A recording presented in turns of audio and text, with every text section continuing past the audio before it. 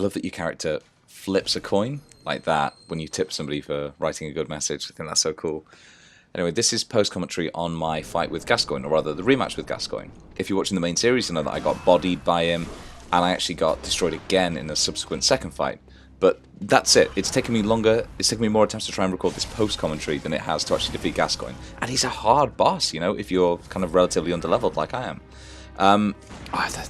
This is immediately becoming excuses, so you'll notice I'm doing a lot better already with the parries. Just as I think that Cleric Beast is there to teach you about weak points, what with oil urns and molotovs and you throwing them at his head to get visceral attacks, Gascoigne is very much here to teach you about what to do when an enemy is ferociously and relentlessly attacking you, which is wait till they're about a third to, you know, all the way through their attack animation, depending on your blood tinge and the enemy, and then hitting them with a bullet, which knocks them into a state in which you can do another visceral attack. And I mentioned in the last video as well that the last thing you ever want to do when you're fighting a guy like Gascoigne is back off. And as you can see, I've immediately forgotten that advice. So what I'm doing is fighting him on the worst terrain possible, where all my bullets just completely miss and he ignores them. And it takes me a while to get back into the rhythm of it. And I think that that's partly because I did just get defeated by him before, and you have the kind of, you know, nervous energy, and you really kind of retreat into this fight or flight thing. Around here, though, I do start to realise that what I should be doing is dodging through his attacks, which is vital in his werewolf form. I get one last visceral attack in here, and then I try to back off, and you can see I'm using the music box to try and force him into a state in which I can get a free hit, because, you know, story-wise, this kind of reminds him of his family.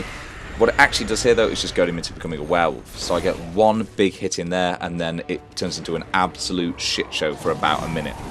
So you can see I'm backing away again, which is the last thing you want to do. I've got better at dodging that last kick, though, and that's a really good opportunity to actually shoot him and get a parry. And so you can see I'm just kind of... This is really annoying. That should have been a visceral attack, I feel like.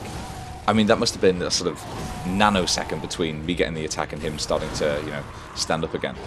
So here I just try and back away to gain some space. You can see I've completely missed a blood red brooch for now, and I've lost track of him. And because he moves so fast across the arena, he could be anywhere. Luckily, his pathing kind of fucked him up a bit, and he got stuck at the far end of the arena. Here, though, you'll notice I'm down to 3 bullets, and for a fight that is so heavily reliant on parries, that ain't good. Worse still, I didn't realise it, so I'm down to 2 bullets, and I'm using them both up now, I think, in sort of a fit of bullet passion. Yeah, there we go. Again, missed that visceral attack, and proceed to get smashed around the arena for about 20 seconds. Very luckily, though, got knocked behind this tree, which, unintentional, but gave me enough time to sort of regroup and heal a little bit, and sort of really prepare myself for the last phase of the fight.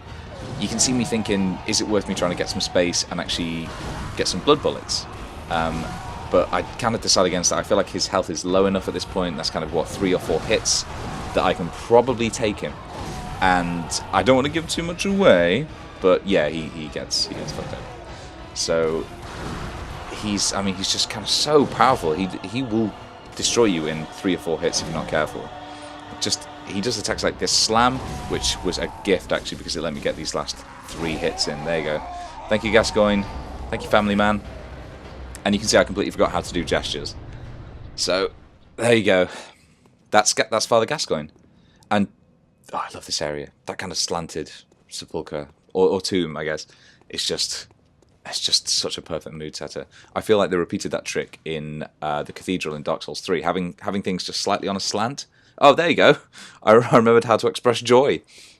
So just going to go get the blood red brooch, because that's a story critical item if you want to do the subquest involving Gascoigne's daughters. And yeah, that's about it. Like I said, he's a hard boss. I'm relatively happy it only took me 3 goes, considering how bad I am at the game. So I'll see you next time, where we're going to be looking at the werewolf myth in more depth.